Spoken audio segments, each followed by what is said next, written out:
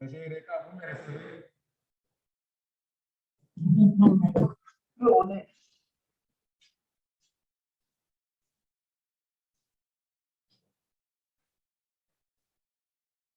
Monsieur Eureka, Oui. vous me recevez? Oui. D'accord.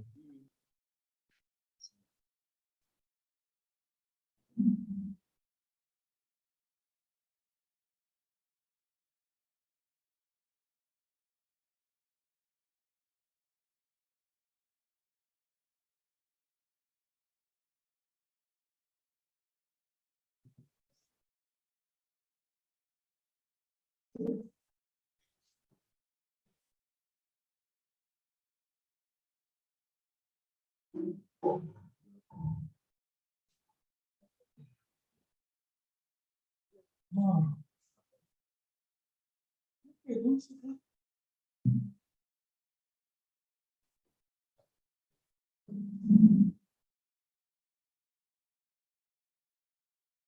Démarrer, ils sont en connexion.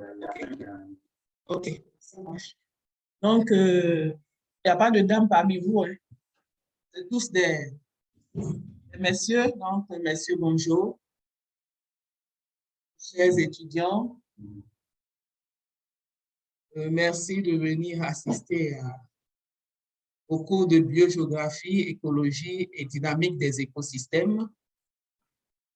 Je me nomme Dr Okubo, né Nguesson Ayanikez. Je suis spécialiste en parasitologie et écologie parasitaire. Et j'exerce au laboratoire de biologie et santé de l'unité de formation et de recherche en biosciences à l'université Félix Houphouët-Boigny à Abidjan, en Côte d'Ivoire. Je suis chargée de vous donner et dispenser le cours de biodiversité, écologie et dynamique des environnements, précisément le cours de BEE 22-23-1, intitulé Biogéographie, écologie et dynamique des écosystèmes. Et aujourd'hui, nous allons faire la première leçon qui est intitulée la biogéographie. Mais avant, nous allons vous présenter le cours. OK? Nous allons vous présenter le cours en question. Donc, quel est le contenu? Il faut mettre en diaporama, n'est-ce pas? OK? Quel est le contenu de ce cours? Ce cours va se faire en présentiel ou à distance. Et on a déjà mis, je suppose, à votre disposition les documents PDF, les exercices, et des vidéos à télécharger pour les TD et les quiz. Et c'est un cours de 12 heures de cours magistraux. On aura 3 heures par séance. Et au thème de chaque cours, on aura à peu près 1 heure de travaux dirigés. Et les travaux dirigés sont constitués de quiz et d'autres types d'exercices. Concernant l'évaluation, on aura 2 types d'évaluation. Au thème de chaque cours, vous aurez les quiz et les activités qui vont compter pour 50%.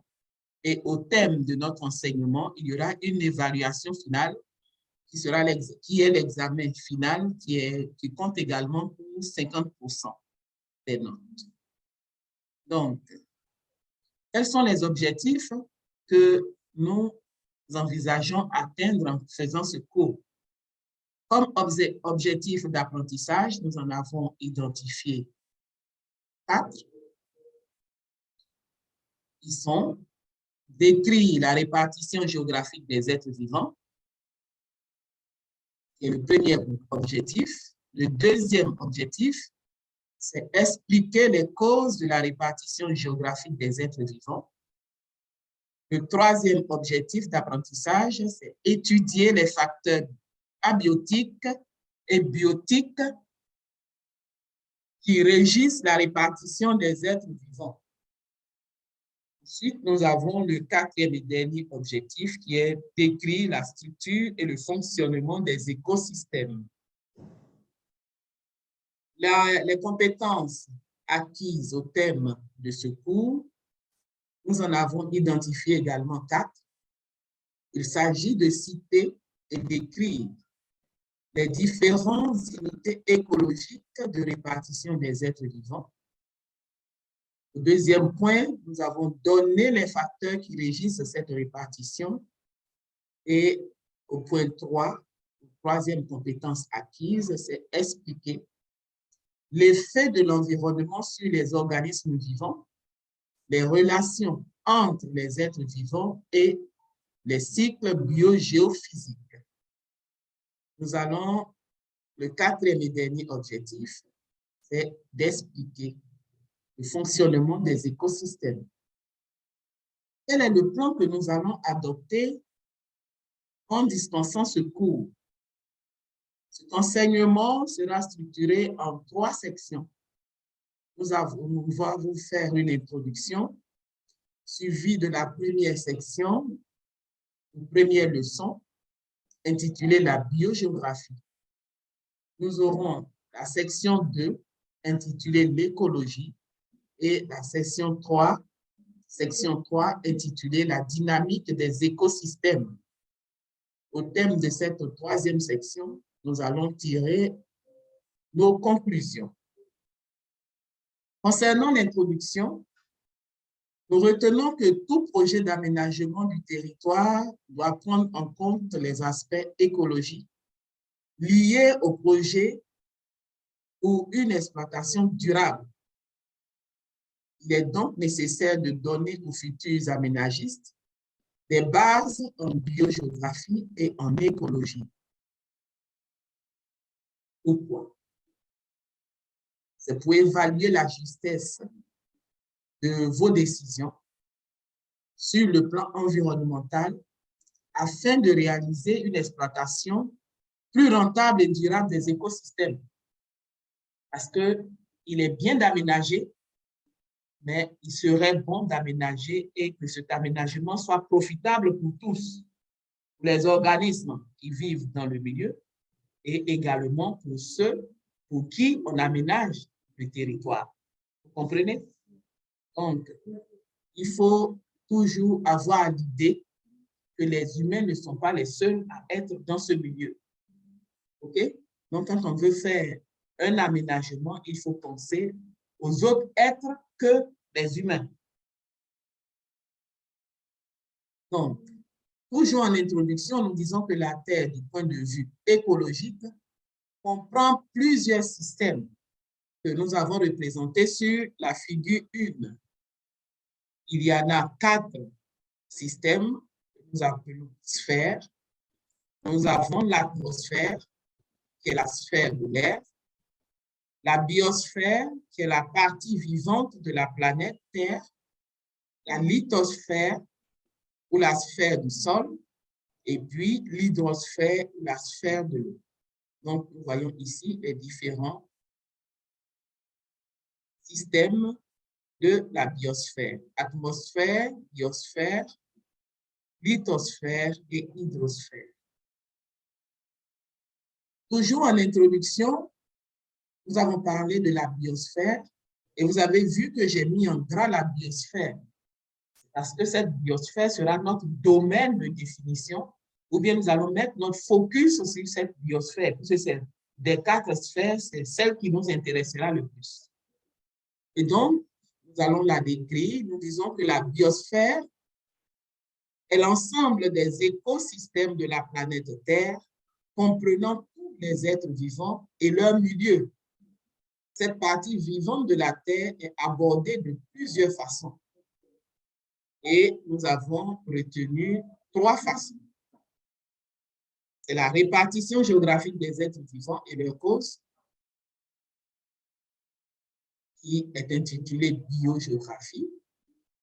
Ensuite, les interactions entre les êtres vivants et le milieu où ils vivent, qui est l'écologie et le fonctionnement des écosystèmes, noté sous le vocable de dynamique des écosystèmes. Donc, nous abordons maintenant, après la description sommaire de ce cours, nous abordons maintenant la première session, la section 1 ou la leçon 1 plutôt, intitulée la biogéographie. Quels sont les objectifs que nous cherchons à atteindre en faisant ce cours sur la biogéographie? C'est de décrire la répartition géographique des êtres vivants et de connaître les causes de la répartition géographique des êtres vivants. Parce que nous voyons que les êtres vivants sont dans la biosphère. Est-ce qu'ils sont répartis de façon hasardeuse ou bien ils sont répartis selon des critères de répartition? Nous ne le savons pas. Mais il serait bon de le connaître parce qu'on est amené à aménager le territoire. Donc, la leçon est structurée en 2 sections. Je ne sais pas si, OK, je l'ai déjà dit, je crois. OK, donc on aura une introduction et après l'introduction, nous allons aborder en grand 1 les différentes unités écologiques de répartition des êtres vivants. Et en grand 2, nous verrons les causes de la répartition géographique des êtres vivants. Et nous terminerons cette leçon par une conclusion. En introduction, que pouvons-nous retenir? Nous retenons que la biogéographie est une science et une discipline. Donc, c'est une science qui va étudier la répartition géographique des êtres vivants. Et ces êtres vivants sont en même des végétaux et des animaux, et même des micro-organismes. Comprenez? Et nous allons également prendre en compte les causes de cette répartition. Ensuite, nous verrons la deuxième définition de biogéographie, c'est que c'est une discipline qui est à la croisée des sciences de la Terre et des sciences de la vie. L'étude de la répartition des êtres vivants peut être conduite selon 2 modalités. OK? Nous avons la chorologie, qui va considérer la distribution des organismes vivants isolément selon le taxon. Et ce qu'on appelle taxon, c'est l'unité taxonomique ou systématique, à savoir l'espèce, le genre, la classe et autres. Okay? Donc, on va considérer un seul taxon et puis on va baser notre répartition sur disons, la répartition de ce taxon-là. Quant à la biocénologie, elle va envisager des groupements d'organismes de différentes espèces vivant en commun. On va appeler biocénose. Donc, les êtres vivants ne se répartissent jamais au hasard. Ça, j'ai mis en gras pour attirer votre attention. Les êtres vivants ne se répartissent jamais, jamais, jamais au hasard, ni de manière uniforme à la surface de la Terre. Ils développent toujours des stratégies qui leur permettent de survivre et d'exprimer leur potentiel individuel ou collectif, leur potentialité individuellement ou collectivement. Nous retenons combien? 3 unités écologiques. Il y en a plusieurs. Mais dans notre cas, nous allons retenir que 3. Les aires de répartition géographique, les territoires biogéographiques et puis les bios. Okay? Donc, et nous allons d'abord définir les aires, les territoires et les bios. Donc, concernant les principales aires de répartition géographique des êtres vivants, nous retenons que ces aires de répartition des taxons sont très diverses. Cependant, elles peuvent être classées en 4 principales aires de répartition selon leur étendue et leur configuration. On va faire une petite pause. Est-ce que vous avez des questions? Ça peut aller, vous comprenez? OK. Donc, les principales aires de répartition sont les aires cosmopolites, les aires disjointes, les aires circumterrestres et les aires endémiques. Comme on a l'habitude de le faire, nous allons définir ces différentes aires. Et donc, qu'est-ce qu'une aire cosmopolite? C'est une aire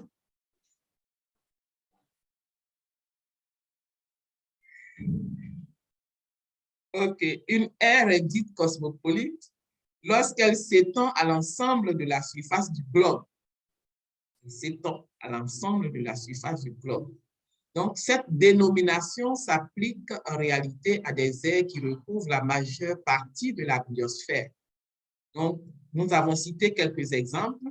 L'exemple des plantes aquatiques, les animaux, les végétaux qui sont liés à l'homme. Pourquoi? Je pose maintenant la question à la salle. Pourquoi est-ce que ce sont ces plantes ou ces animaux qui sont liés à l'homme qui ont une répartition cosmopolite?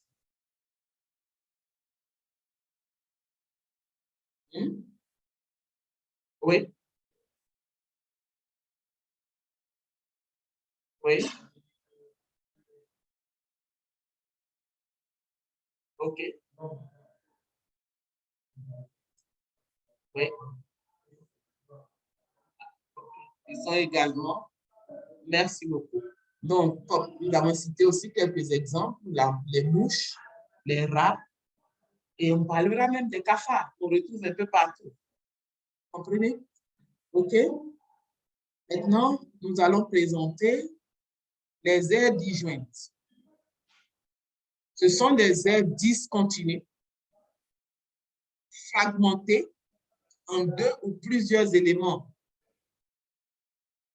Une aire, c'est une aire plutôt formée d'éléments séparés par une distance trop importante pour qu'elle puisse être franchie par les moyens de dissémination propres au taxon. Comment vous comprenez ça? D'abord, ce sont des aires qui sont fragmentées. Et la distance entre les fragments est tellement importante que les méthodes de dissémination naturelle ne permettent pas la propagation de ces organismes. OK? Donc, on a présenté quelques exemples. Exemple des camélidés. Donc, vous voyez ici, en Amérique du Sud, dans ce petit gris-là, nous avons le genre lama qu'on retrouve ici. Et en Afrique et en Asie, nous avons le genre Camelus. On va retrouver ici. Donc, l'Amérique d'un côté, l'Afrique et l'Asie. La troisième aire de répartition, c'est l'aire circumterrestre. Certaines aires s'étendent autour du globe tout en restant localisées entre les limites latitudinales précises. Est-ce que le pingouin, par exemple, on peut le retrouver en Côte d'Ivoire? Non. Pourquoi?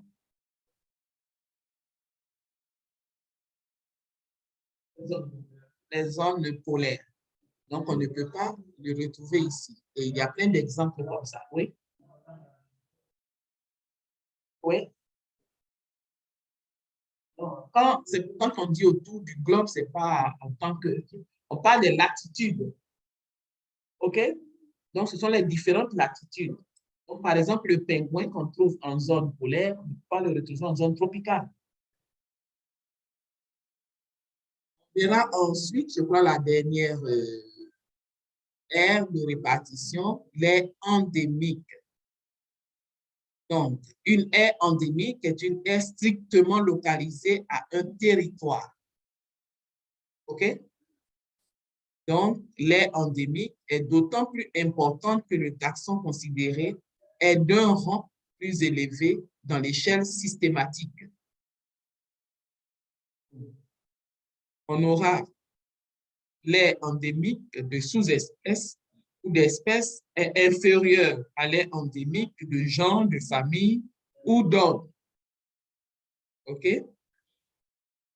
Donc, on verra également.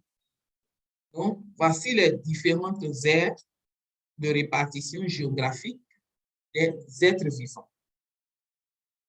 On a parlé des aires de répartition, des territoires biogéographiques et puis des biomes, n'est-ce pas?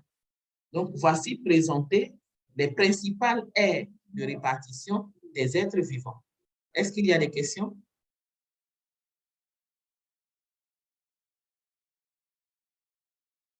Pas de questions, on évolue donc. Concernant le deuxième point, représenté par les territoires biogéographiques, nous retenons que des groupes de taxons à localisation géographique sensiblement identiques ou endémiques d'une même région du globe permettent de définir les territoires floristiques et faunistiques que nous allons vous montrer tout à l'heure dans le tableau 1. On leur dit qu'il y a tout à côté.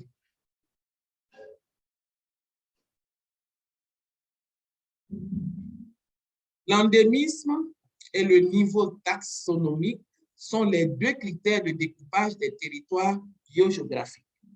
Donc, ici, j'ai également mis en gras les éléments qui nous ont permis de constituer les territoires biogéographiques. Ce sont ces deux critères. Et donc, voici le tableau 1 qui présente les caractéristiques des territoires biogéographiques. Ici, nous avons le découpage des territoires biogéographiques. Et puis, ici, nous avons les éléments qui nous ont permis de faire ce découpage biogéographique. OK? Donc, c'est un découpage qui a été hiérarchisé. Nous avons l'empire qui est plus vaste que la région qui est elle-même plus vaste que le domaine, et le domaine plus grand que le secteur, et le secteur plus grand que le district. Et en face, les différentes caractéristiques ou bien les éléments qui ont permis de constituer ces différents groupes de territoires. Donc, pour l'empire, nous avons l'endémisme par rapport à l'ordre ou par rapport à la famille. Au niveau de la région, c'est l'endémisme par rapport à la famille ou par rapport au genre. Comprenez? Ainsi de suite. Donc, on va prendre l'exemple d'un empire. Donc, pour délimiter le territoire d'un empire, quels sont les éléments? Nous avons l'endémisme par rapport à l'ordre ou à la famille, et nous distinguons combien d'empires? 5 empires au niveau de la Terre. Il y a l'empire holarctique, qui est l'empire boréal.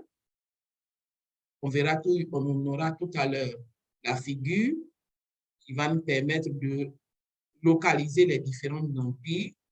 Donc, on aura l'empire néotropical qui se situe au niveau de l'Amérique. Hello!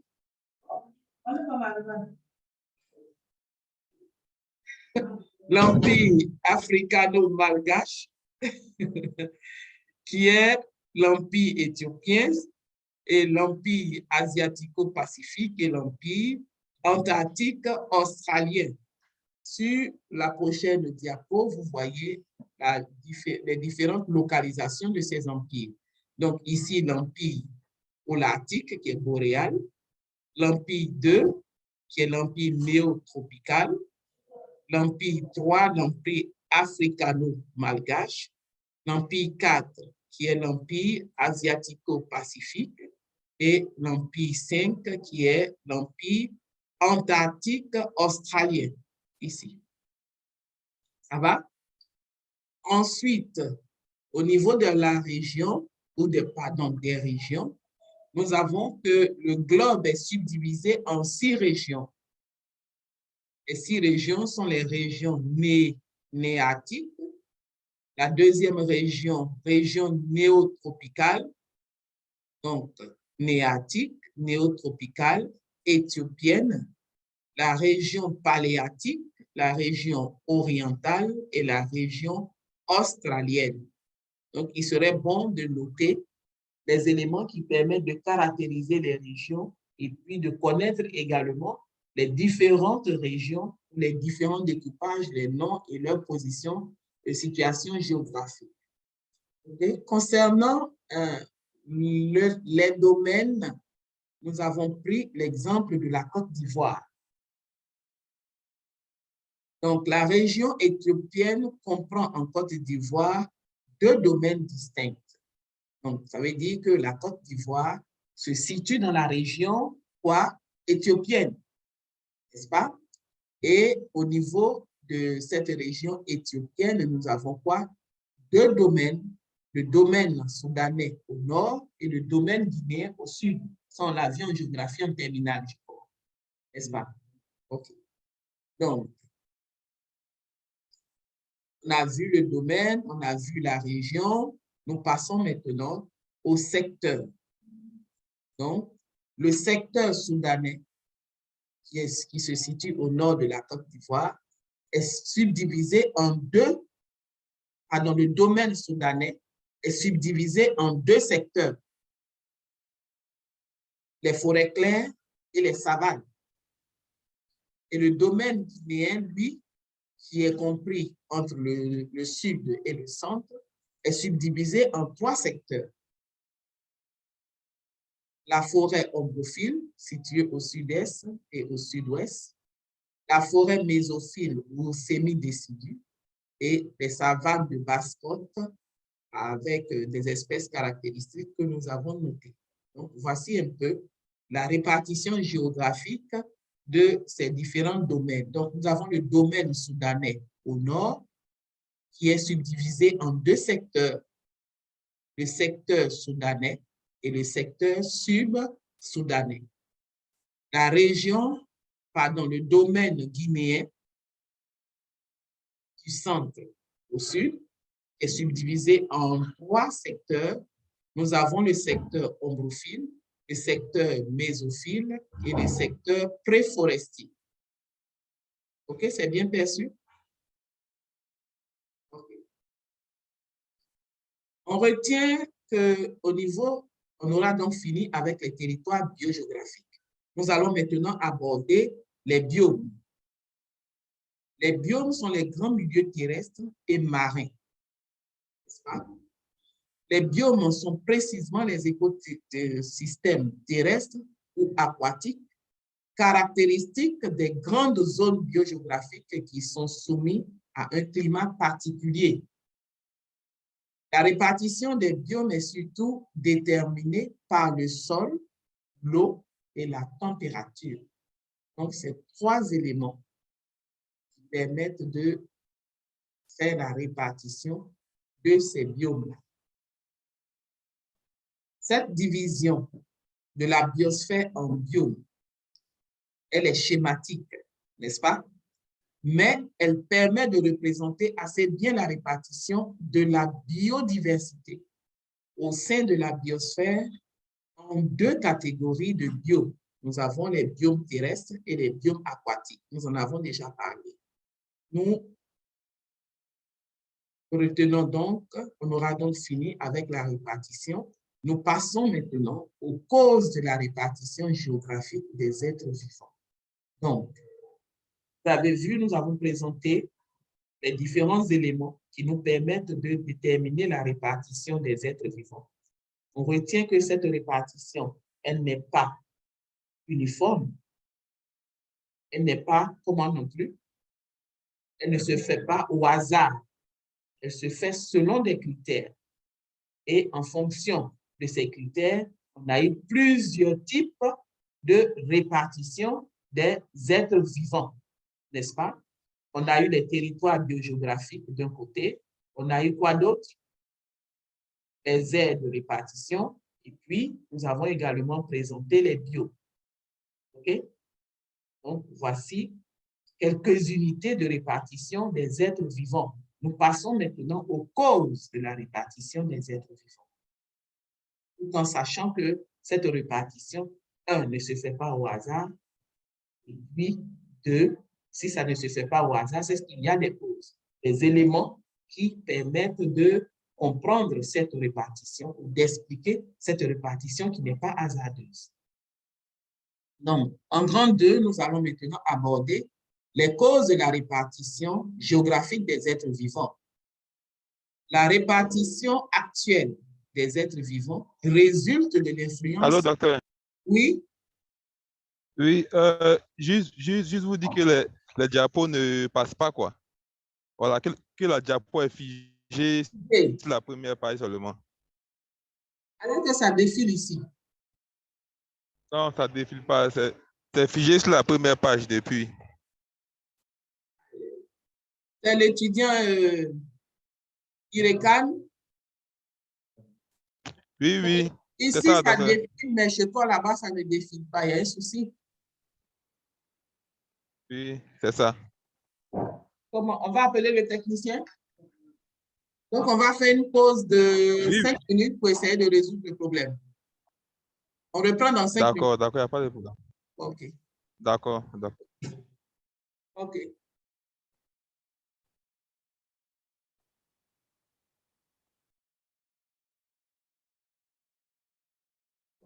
Alors que lui, il n'a rien vu passer. Donc, on a la diapo 34 sur 65. Oui, je vous entendais très bien, mais Ça ne défilait pas. la diapo ne passait pas. Il y a une petite pause, malheureusement. C'est pas où à laquelle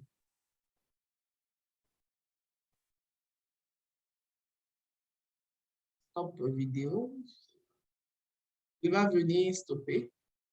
Peut-être ici.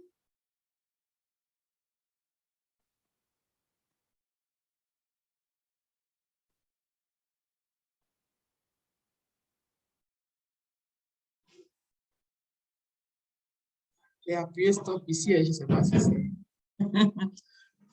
Il dit que le délégué dit qu'il n'arrive pas à voir les diapositives. J'ai fait ça.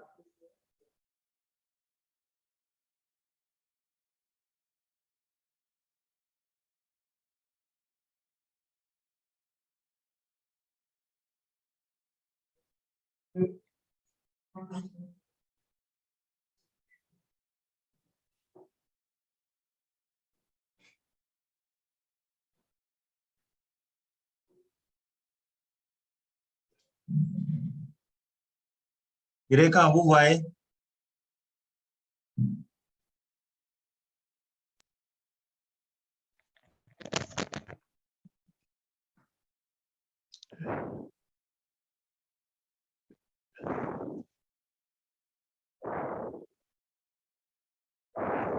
Non, non, non, non.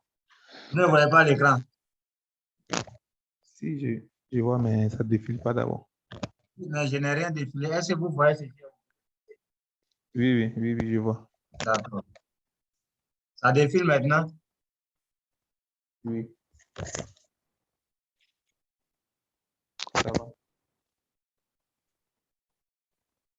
Je mets, c'était la diapo.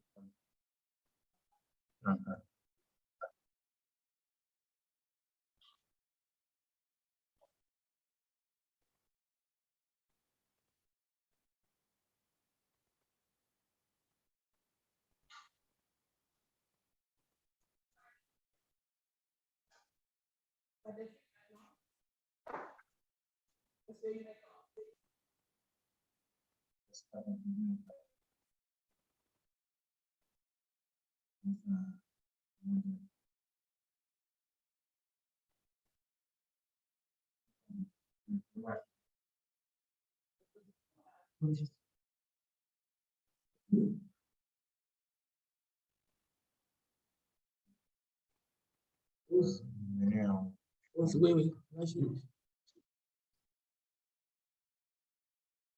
suis en pause et puis quand j'arrive,